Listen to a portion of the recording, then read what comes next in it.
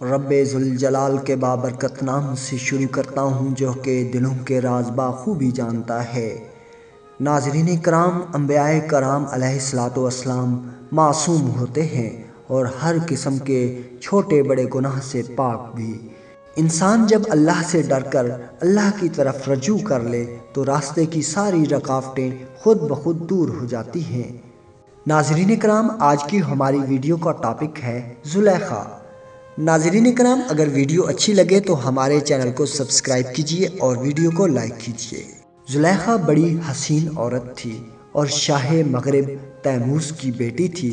اس نے ایک رات خواب میں ایک پیکرے حسن و جمال شخص کو دیکھا اور اس سے پوچھا کہ تم کون ہو؟ تو اس نے بتایا کہ میں عزیز مصر ہوں۔ زلیخا کے دل میں اس خواب کا نقشہ جم گیا اور ہر وقت وہ خواب پیش نظر رہنے لگا۔ بڑے بڑے بادشاہوں کے پیغام عقد آئے لیکن اس نے انکار کر دیا اور اپنا ارادہ ظاہر کر دیا کہ وہ تو عزیز مصر ہی سے نکاح کرے گی۔ چنانچہ شاہ تیموس نے اپنی بیٹی زلیخا کا نکاح عزیز مصر سے کر دیا۔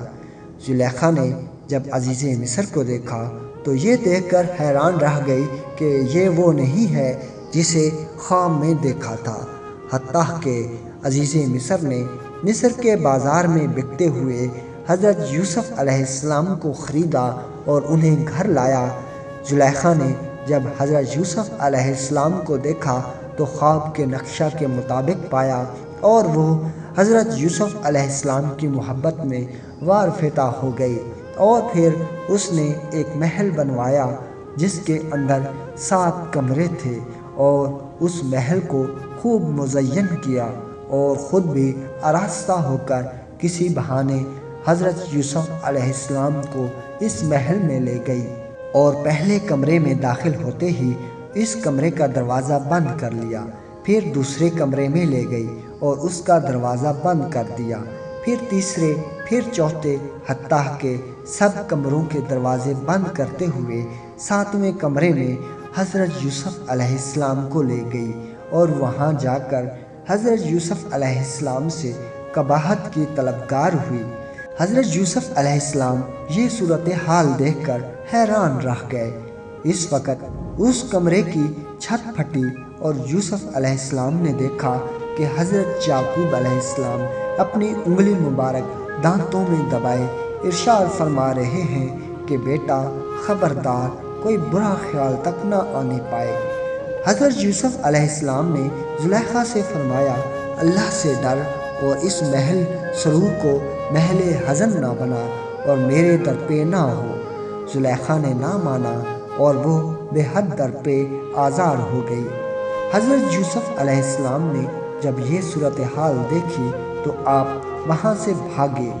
زلیخا بھی پیچھے بھاگی۔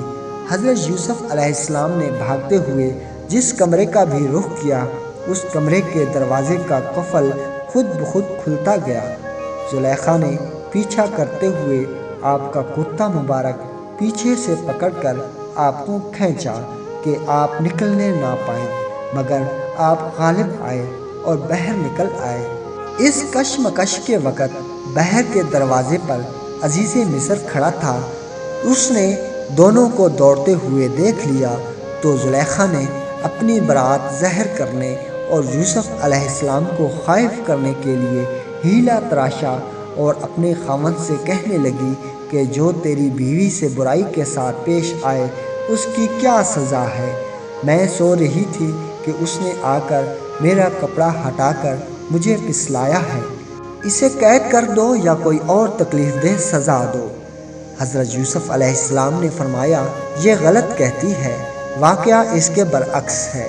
پھسلانا تو یہ خود چاہتی تھی اور میرا نام لگاتی ہے۔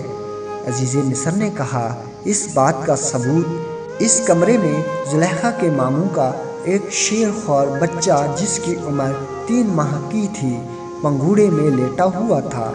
یوسف علیہ السلام نے فرمایا، اس بچے سے پوچھ لو۔ عزیز مصر نے کہا، اس 3 ماہ کے بچے سے کیا پوچھوں اور یہ کیا بتائے گا؟ یوسف علیہ السلام نے فرمایا، خدا تعالیٰ اسے بولنے کی طاقت دینے اور میری سچائی ظاہر کرنے پر قادر ہے۔ عزیز مصر نے اس بچے سے دریافت کیا تو وہ بچہ بولا اور کہنے لگا کہ یوسف علیہ السلام کا کرتا دیکھ لو، اگر ان کا کرتا آگے سے پھٹا ہے تو زلیخا سچی، اور اگر پیچھے سے پھٹا ہے تو یوسف سچے۔ چنانچہ کرتا دیکھا گیا تو وہ پیچھے سے پھٹا تھا، اور یہ حال صاف بتا رہا تھا کہ یوسف علیہ السلام زلیخا سے بھاگے تھے اور زلیخا پیچھے پڑی تھی، اس لیے کرتا پیچھے سے پھٹا۔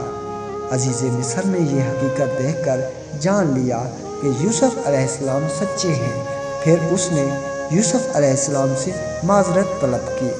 ناظرین کرام، امید ہے ویڈیو پسند آئی ہوگی۔ ہمارے چینل کو سبسکرائب کیجئے اور ویڈیو کو لائک کیجئے۔ اللہ نگہبان۔